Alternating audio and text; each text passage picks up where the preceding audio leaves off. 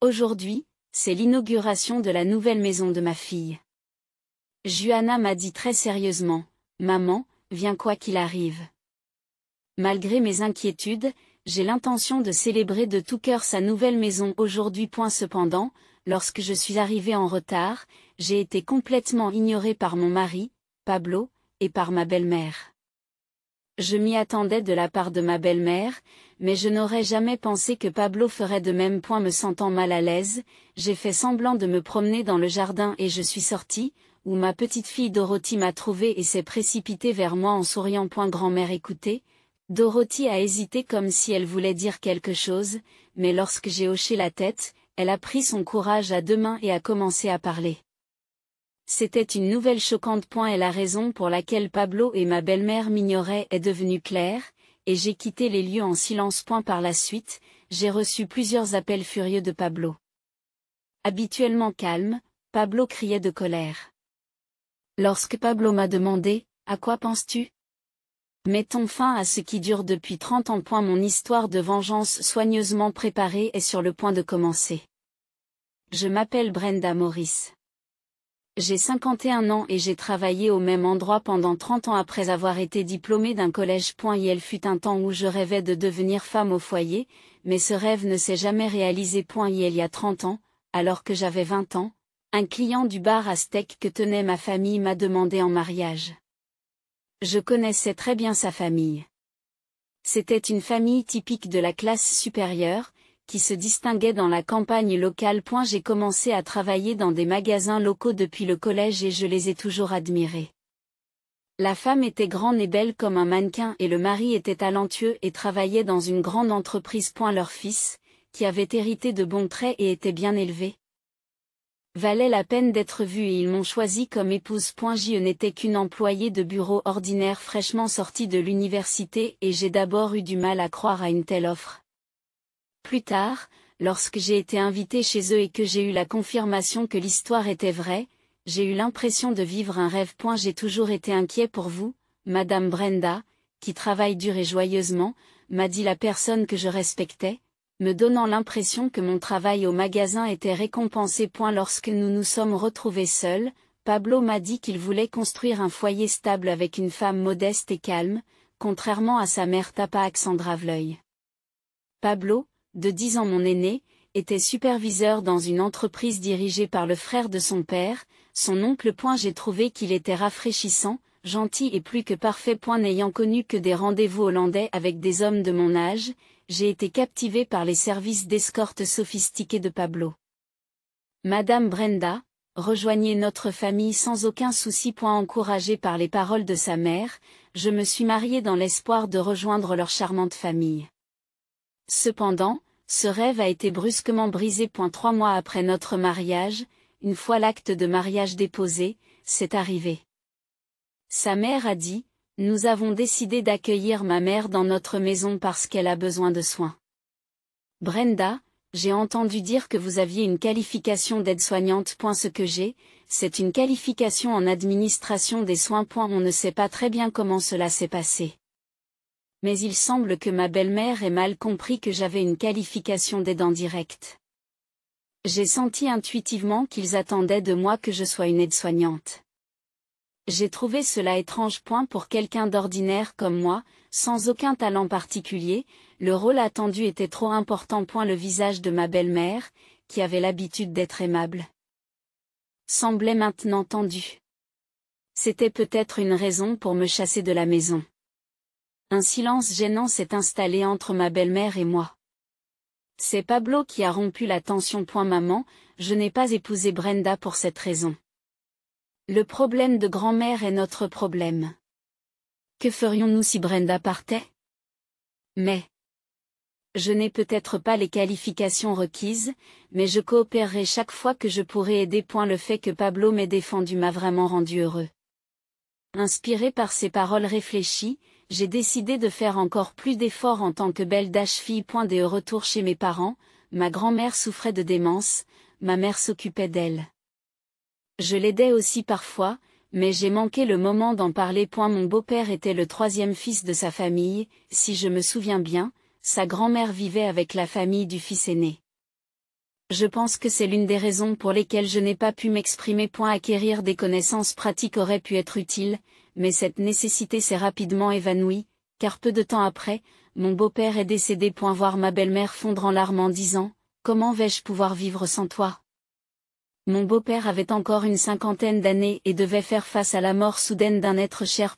Et ma belle-mère n'a cessé de pleurer pendant la veillée, sans trouver de mots de réconfort, mais Pablo était là pour la soutenir et la réconforter. Alors que je m'occupais des visiteurs venus pleurer, j'ai surpris une conversation choquante entre les membres de la famille de mon beau-père.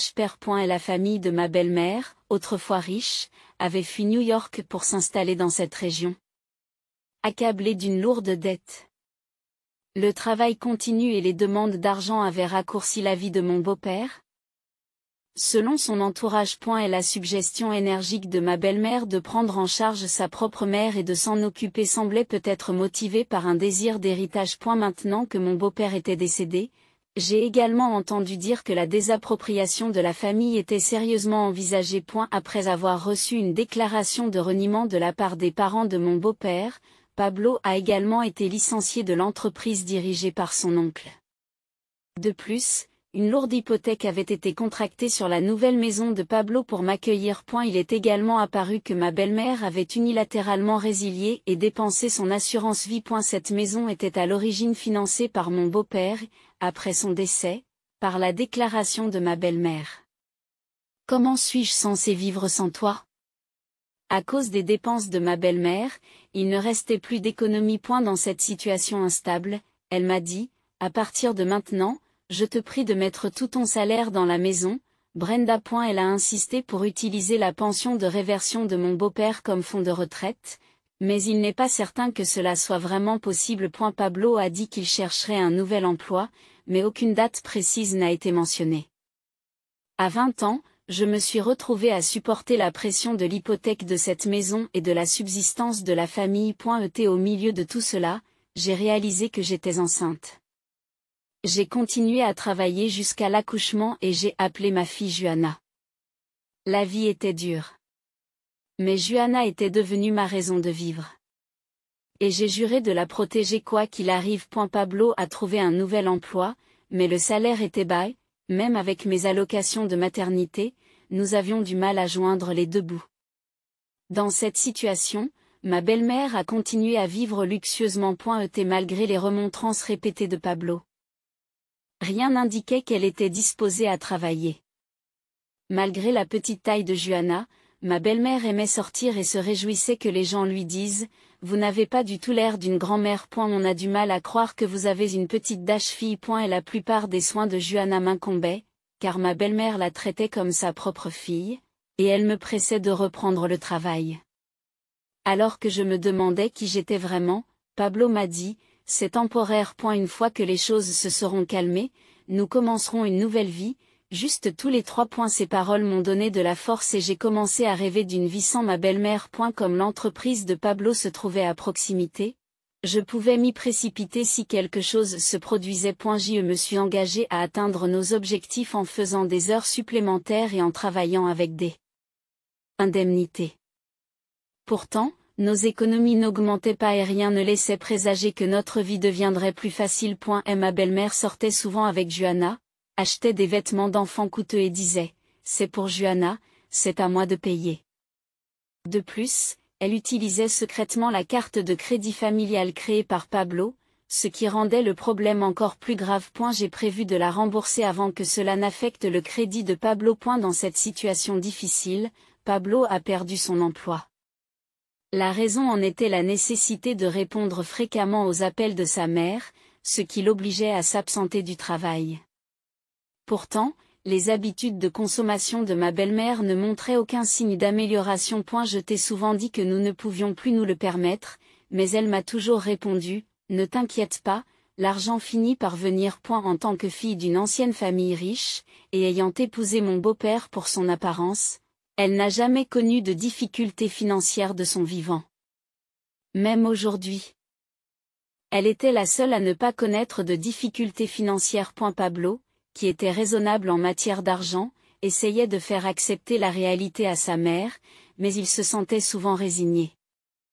Avec la culpabilité qu'il ressentait à mon égard, je comprends pourquoi Pablo voulait quitter la maison. Finalement, nous avons décidé d'économiser le plus tôt possible et de déménager. Le salaire de Pablo restait bas, mais il jouissait d'une carrière relativement libre dans la vente, et Juana grandissait sainement. Cependant, Juana était complètement attirée par sa grand-mère, et ma belle-mère l'adorait, disant qu'elle lui ressemblait. Elle achetait des vêtements d'enfants coûteux, sortait Juana et demandait à Pablo de couvrir les frais. Compte tenu de l'hypothèque de la maison et des futures dépenses d'éducation de Juana, j'ai limité nos dépenses. En conséquence, Juana semble s'être rapprochée de sa grand-mère.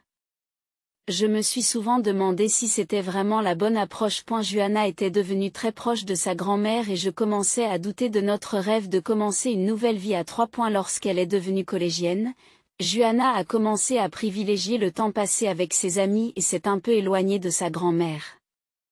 Pourtant, l'amour qu'elle lui portait n'avait pas changé. Avec le temps, cependant, les cadeaux de sa grand-mère sont devenus moins fréquents. Juana a mûri avec sagesse, comprenant que le fait d'avoir des choses différentes à l'école pouvait lui permettre de se démarquer. Nos conversations se sont intensifiées lorsqu'elle a commencé à me parler des écoles qu'elle préférait. Le projet de déménager en famille s'est naturellement dissipé, mais notre situation s'est améliorée. Juana a décidé de s'inscrire à l'université de New York et de commencer à vivre seule. À un moment où je me sentais accablée par la solitude, Juana m'a dit, « Maman, si nous sommes ici, c'est parce que tu as travaillé si dur. J'aime aussi papa et grand-mère. Je suis heureuse de faire partie de cette famille. » Entendre Juana reconnaître mes efforts m'a presque fait pleurer.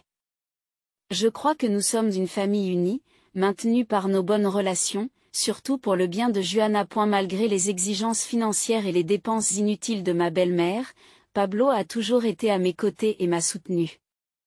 Sans le soutien de Pablo, je n'aurais pas pu aller aussi loin. J'espérais maintenant profiter d'une vie tranquille avec Pablo, maintenant que l'hypothèque était remboursée. 3 ans après avoir commencé à travailler, Juana a annoncé son mariage et sa grossesse, ce qui nous a réjouis tous les deux. Puis, lorsque l'enfant de Juana est né, je suis enfin devenue grand-mère. Le bébé s'appelait Dorothy. Le mari de Juana était originaire de la région et ils se sont mariés en raison de ce lien. Ils avaient l'intention de revenir dans cette région et d'y construire une maison. Et la famille de Juana est venue souvent me rendre visite et j'ai enfin pu passer du temps avec ma petite fille, qui ressemblait beaucoup à Juana. J'aime beaucoup mon adorable petite fille et je peux maintenant comprendre ce que ma belle-mère ressentait. Cependant, je craignais toujours que ma belle-mère ne s'attache trop à son arrière-petite-fille. Récemment, ma belle-mère a cessé de parler d'argent. Curieuse, j'ai interrogé Pablo à ce sujet et il s'est avéré qu'il avait secrètement vendu son abondante collection d'articles de marque et de bijoux. Il lui donnait le produit de la vente. Et elle m'a dit qu'elle avait tellement de choses qu'elle ne s'en rendrait pas compte, mais elle s'en rendait compte et me soupçonnait chaque fois qu'elle me signalait quelque chose qui manquait. Au milieu de ses problèmes récurrents, Pablo la grondait, mais il l'apaisait aussi. Ce dessin est trop enfantin. Je t'en achèterai d'autres, disait-il, et elle, inconsciente, était satisfaite. Cependant, pour Pablo, continuer à vendre ses biens n'était pas une option viable. C'est alors que ma belle-mère a recommencé à me demander un soutien financier. Un jour, elle a insisté sur le fait qu'elle avait besoin d'argent avec une telle insistance que j'ai fini par crier, épuisée, « Arrêtez! As-tu déjà réfléchi au pourquoi de cette situation ?» Surprise par ma réaction, ma belle-mère est devenue maussade et est retournée dans sa chambre. Pablo l'a immédiatement suivie. Il était sans doute en train de la calmer à nouveau. Regrettant mon emportement, je suis allée m'excuser auprès d'elle et j'ai surpris une conversation entre Pablo et ma belle-mère. Nous devons gérer cela plus habilement. Laissez-moi faire. Il n'y aura pas de problème. Elle est du genre à se plier facilement si on la traite avec douceur. Cela fait 30 ans que je la contrôle comme ça. Mais Brenda refuse de payer l'hypothèque. L'hypothèque sera bientôt réglée, et ensuite je transférerai la propriété à mon nom. Elle m'écoute, alors ne t'inquiète pas. Si vous le souhaitez, je peux la chasser. Après tout, elle n'est là que pour fournir de l'argent. La voix de Pablo était pleine de confiance. J'ai descendu les escaliers avec précaution, sans faire de bruit. J'avais l'impression d'avoir reçu un coup dur. Le véritable adversaire que je devais affronter n'était pas ma belle-mère, mais Pablo. Les jours que j'avais passés à supporter et à faire confiance à Pablo me semblaient désormais futiles. Je ne pouvais que me moquer de ma bêtise. Malgré la douleur, j'ai envisagé le divorce, mais je ne pouvais pas rester silencieuse. J'ai décidé de planifier une vengeance qui ferait regretter à Pablo ses actions. Le lendemain, j'ai fait comme si tout était normal pendant que je commençais à élaborer un plan de vengeance détaillé. Puis vint le jour spécial où la nouvelle maison de Juana fut achevée et où nous fûmes invités à la pendaison de crémaillère. Juana m'avait dit très sérieusement, « Maman, viens quoi qu'il arrive. » Malgré mes inquiétudes, j'avais l'intention de fêter de tout cœur sa nouvelle maison aujourd'hui. Cependant, lorsque je suis arrivée en retard, j'ai été complètement ignorée par mon mari, Pablo et ma belle-mère. Je ne m'attendais pas à être ignorée par Pablo. Me sentant mal à l'aise, j'ai fait semblant de me promener dans le jardin et je suis sortie, où ma petite fille Dorothy m'a trouvée et s'est précipitée vers moi avec un sourire. Cela m'a fait chaud au cœur de savoir qu'elle se souvenait de moi, et je me suis accroupie pour me mettre à sa hauteur. Dorothy, tu as tellement grandi que grand-mère avait hâte de te voir. Grand-mère, écoute. Dorothy a hésité comme si elle voulait dire quelque chose, mais lorsque j'ai hoché la tête, elle a repris courage et a commencé à parler. C'était choquant. Et la raison pour laquelle Pablo et ma belle-mère m'ignoraient est devenue claire, et j'ai quitté les lieux en silence. Par la suite, j'ai reçu plusieurs appels furieux de mon mari, mais je les ai ignorés et j'ai rapidement pris le chemin de la maison. Je me sentais mal pour Juana, mais la fête était probablement en plein chaos. Répondant enfin aux appels persistants, Pablo, normalement calme, tremblait de colère. Lorsque Pablo a demandé à quoi tu pensais, je me suis souvenu de ce que Dorothy venait de me dire. Et, tu peux donner de l'argent à grand-père pour l'hôpital. Dorothy avait fait référence à Pablo en disant cela. Je n'ai pas compris à quoi faisaient référence les frais d'hospitalisation. J'ai essayé d'obtenir plus de détails de Dorothy et j'ai demandé, tu parlais à grand-père? Parliez-vous à grand-père? Peux-tu me parler de cette conversation? Grand-père est très malade et il ne peut pas se faire soigner parce que grand-mère ne veut pas lui donner d'argent. Maman et papa ont dit qu'ils ne pouvaient plus donner d'argent non plus, alors grand-mère, s'il te plaît. Aide-moi Dorothy. Ces paroles ont révélé que Pablo avait fait semblant d'être malade, faisant croire à la famille que c'était moi qui étais réticente à fournir de l'argent pour les soins médicaux. Juana a probablement choisi ce jour où la famille était réunie pour créer une occasion de discuter de la vérité. Je pense que c'est pour cela qu'elle a tant insisté pour que je vienne. Il y avait également eu un incident au cours duquel j'avais annoncé la fin de mon soutien financier avant mon arrivée, ce qui a dû contribuer à l'atmosphère tendue qui régnait sur les lieux. Face à un Pablo furieux, j'ai dit, « Je ne savais pas que tu étais si malade. » Ah, il a semblé surpris. Il semblait désespéré de comprendre comment sa tromperie avait été dévoilée. N'as-tu pas honte de demander de l'argent en simulant ta propre maladie? L'ai-je pressé? C'est ce que voulait ma mère. Il a commencé à trouver des excuses, mais je l'ai interrompu. Non, votre mère est toujours honnête quant à ses besoins. En général, ma belle-mère n'a pas recours à des stratagèmes compliqués. Si elle a besoin de quelque chose, elle demande directement de l'argent. Votre mère est-elle également trompée par vous? Il est possible que ma belle-mère ait également été trompée par les mensonges de Pablo. Peut-être que ces demandes persistantes d'argent avaient un arrière-plan comme celui-ci. Cette explication serait logique. Ma belle-mère a été traumatisée par la faillite de l'entreprise familiale dans le passé et par le déménagement forcé d'une maison luxueuse. Par conséquent, si je lui dis que je ne paierai pas l'hypothèque, elle n'ira pas plus loin. Pourtant, ce jour-là, ma belle-mère a fait preuve d'une persévérance inhabituelle. Qu'est-ce qui ne va pas? Vous n'êtes pas comme la Brenda habituelle. Normalement. Je ne suis pas du genre à faire de telles déclarations. Je suis une épouse docile qui accepte tout. Et elle était claire qu'il essayait de me faire changer d'avis en tentant d'orienter la conversation. De quoi s'agit-il dans cette demande de divorce? Je ne comprends pas ce que Pablo a dit. Mettons fin à ce qui dure depuis 30 ans, répondit Brenda. Juana avait remis la demande de divorce que Pablo avait demandée au préalable. Après avoir appris ce fait par Dorothy, j'ai décidé de rentrer à la maison immédiatement. Je me suis préparée à partir, en préparant mes affaires, bien que je n'ai en réalité que très peu de choses à emporter. En réalité, le but principal était de prendre rapidement l'acte de propriété de la maison. À ce moment-là, Juana m'a couru après. Maman a un problème. Tu as dit que tu allais voir le jardin et tu n'es pas revenu, demanda-t-elle.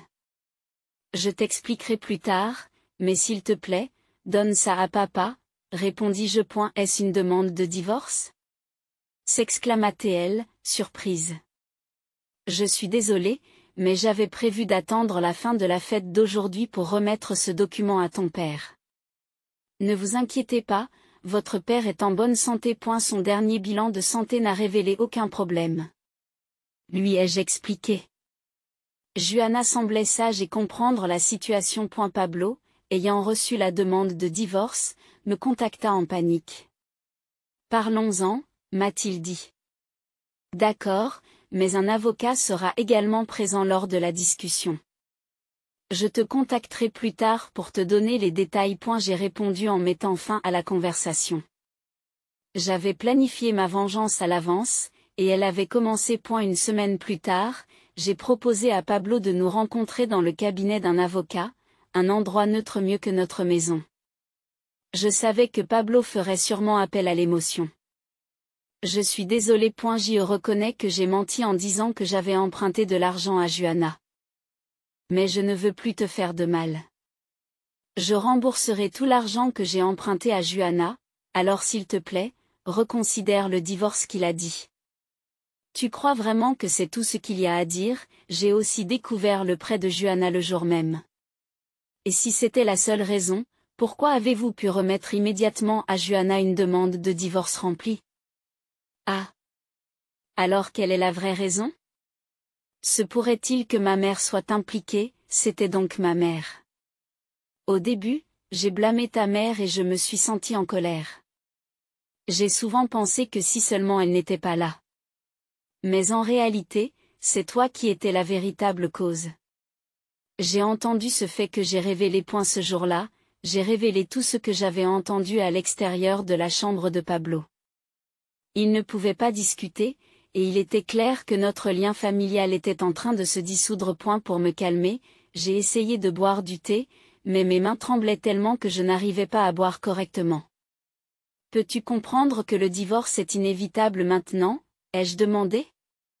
Pourquoi ne l'as-tu pas dit plus tôt? Demanda Pablo. Sa question était valable, car près d'1 an s'était écoulé depuis. J'attendais que l'hypothèque soit entièrement remboursée.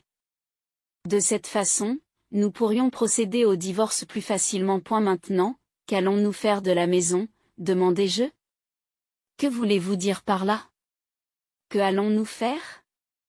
Nous avons tous les deux besoin d'un endroit où vivre, a-t-il répondu. Lorsque Brenda posa l'acte de propriété sur la table, Pablo laissa échapper un souffle de surprise. Il l'avait sans doute cherché. Même si elle pensait qu'il était peu probable qu'il ait recours à la fraude, elle ne voulait pas que le divorce soit retardé par des secrets.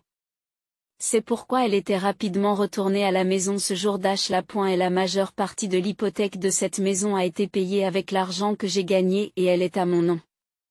Cependant, légalement, nous avons tous les deux des droits conjoints sur cette maison. Je vais donc vous céder la maison, mais en contrepartie, vous devez me payer immédiatement la moitié de sa valeur, lui ai-je dit.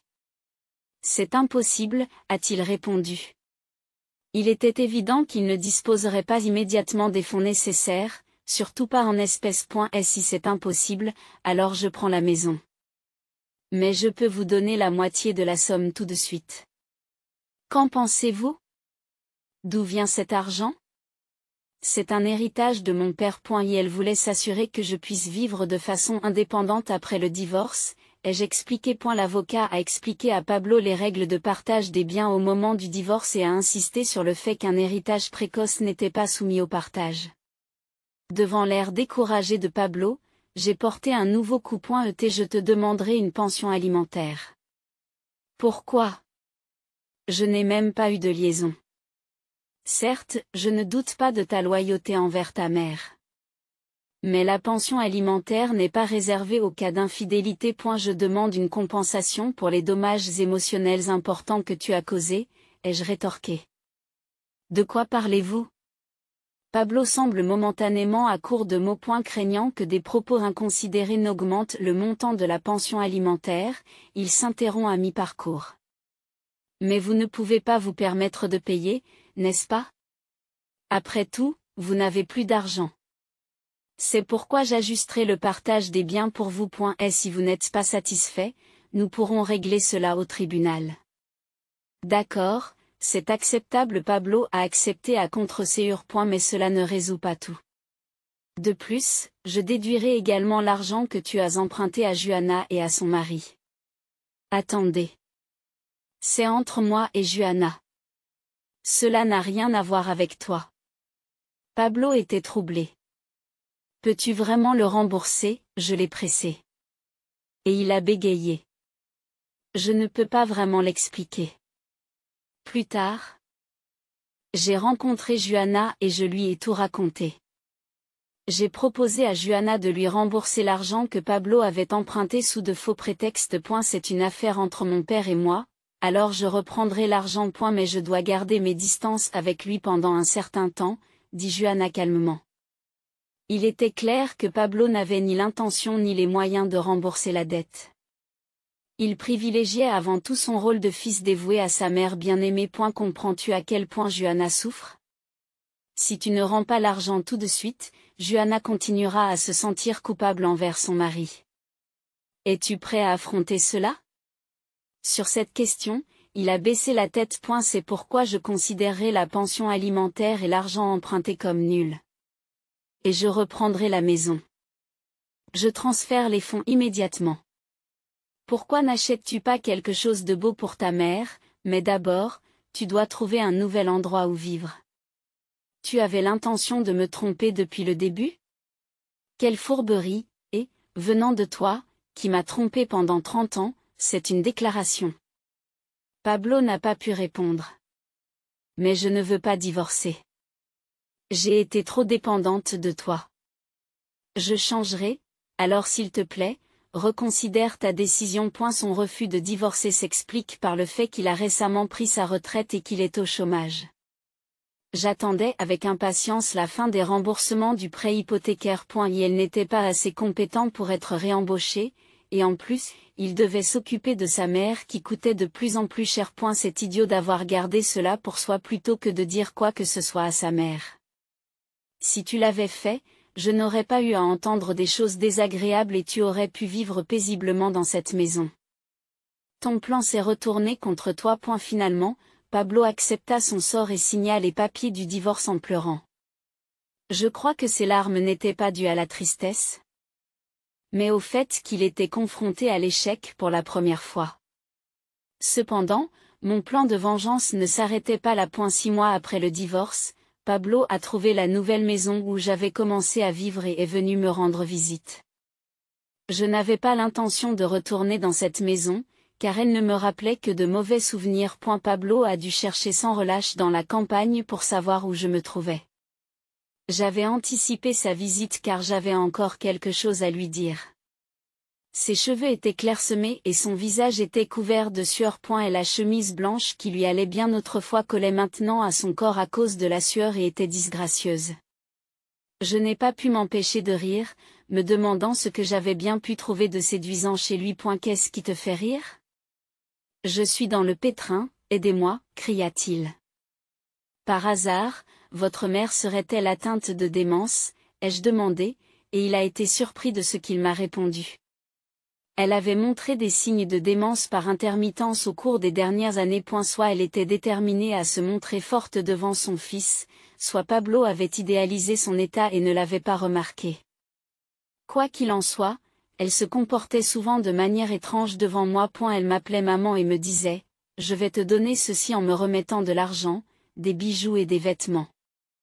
Ayant vu des symptômes similaires chez ma propre grand-mère, j'ai tout de suite reconnu qu'il s'agissait d'une démence et j'ai compris comment gérer la situation. Merci, tu es vraiment une bonne fille, Nicole, ai-je dit en lui tapotant la tête, et elle a hoché la tête joyeusement comme une petite fille. Bien que ma mère ait secrètement remis les objets donnés par ma grand-mère, j'ai décidé de les accepter avec gratitude.